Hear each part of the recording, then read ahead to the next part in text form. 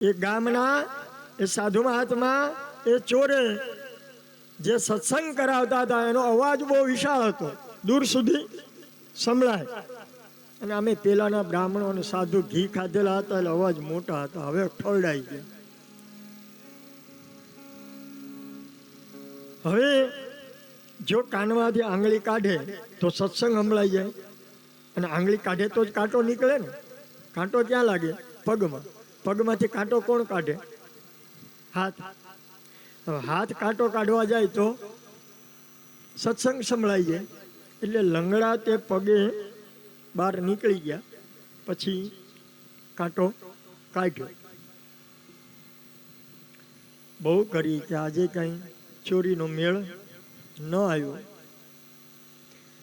અને એ જ દિવસે સાંજે ગામમાં આખું ગામ ભેગું થયેલું, અને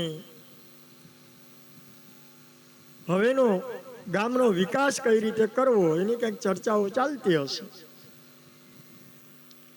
એમાં ગામમાં પેથાભાઈ કરીને હતા. અહીંયા કોઈનું નામ નથી. પેથાભાઈ, હા, નિત્ર વળી એને એમ થશે કે આ મારું નામ દાદાએ દીધું. એ પેથાભાઈને ક્યાંય ચોરીનો મેળ નહોતો આવ્યો, પણ એની ઘરવાળી બહુ ડાય હતી, બુદ્ધિશાળી. બોલે આપણે મૂંઝાઈ કેમ ગયા? બોલે હમણાં કઈ ચોરીનો મેળ નહીં, ખાવાનું ઘટે. બોલે એક કામ કરો, આજે પૂનમની રાત્રિ છે અને રાત્રિના ભાગમાં તમે ધૂણવાનું ચાલુ કરો.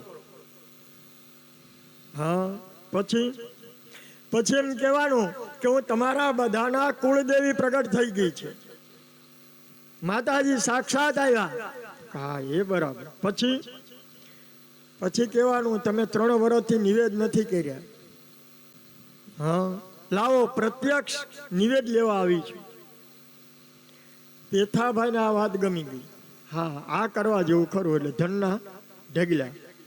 પછી તો રાત્રે ચાંદની પ્રકાશ, પેથાભાઈ ધૂણવાનું કર્યું ચાલુ.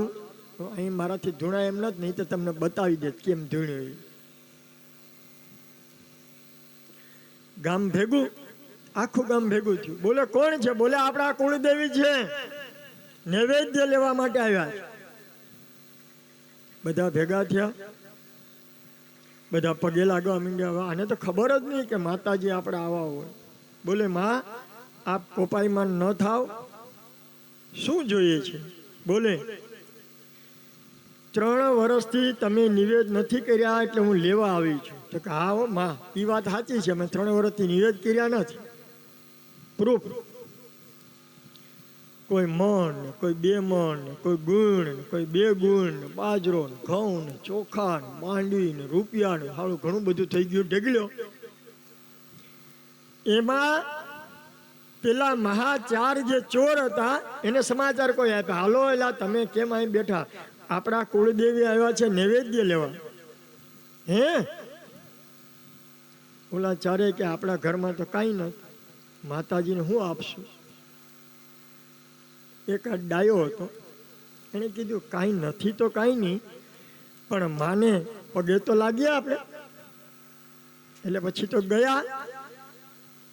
અને એ જે પેથાભાઈ ધૂણતા હતા ત્યાં 4 લોકો આવ્યા નજીક, અને એમાં એકને સત્સંગની લીટી યાદ આવી. હવે ચાંદની રાત, બરાબર સમજજો, ચાંદની રાત, એમાં પેથાભાઈ ધૂણે એટલે એનો પડછાયો પડે ચાંદની રાતમાં. અને પેલાને સત્સંગની લીટી યાદ આવી, દેવનો પડછાયો ન હોય. આવું સાંભળેલું ને, એટલે યાદ આવ્યું. બીજું એને એ પણ ખબર હતી કે શાસ્ત્ર ક્યારેક ગલત ના હોઈ શકે. બોલો, આ મહાચોરને ખબર હતી કે શાસ્ત્ર ખોટું ન હોય, અને આપણે બધાને એમ લાગે કે શાસ્ત્રમાં હોય તો બધું હાલ્યા કરે, આપણે તો આમ કરો. કેટલી ના સમજદારી છે આપણી. હા, આ મહાચોરને પણ ખબર હતી કે શાસ્ત્ર ક્યારેય ખોટું ના હોય. એટલે એમાંના 4 માંથી એક જણાએ આવડું જાડું ને આવડું લાંબુ ભૂરું લીધું અને પેથાભાઈ એક અને જ્યાં બીજું માર્યું ને ત્યાં પેથોભાઈ બોલ્યો કે એ રેવા દે, હું પેથો છું, માતાજી નથી. એટલે ગામ આખું આ ચારેના પગમાં પડી ગયું કે તમને કેમ ખબર પડી ગઈ? બોલે અમે એક સત્સંગની લીટી સાંભળેલી કે દેવનો પડછાયો ન હોય અને આમનો પડછાયો હતો, એટલે અમે નક્કી કર્યું સત્સંગ ક્યારેક ગલત ન હોય અને આનો પડછાયો, એટલે અમને ખબર પડી ગઈ આ માતાજી નથી, આ લૂંટવા વાળો છે. એટલે આખા ગામે ભેગું થયું, હાથમાં પાણી લીધું અને સંકલ્પ કર્યો આજથી આખા ગામે ચોરી કરવાનું બંધ અને માત્ર જીવનમાં સત્સંગ કરવો. શું કામ? જીવનની એક લીટી સત્સંગ આખા ગામને જો બચાવી દેતી હોય તો પૂરા સત્સંગમાં કેટલી તાકાત હોય.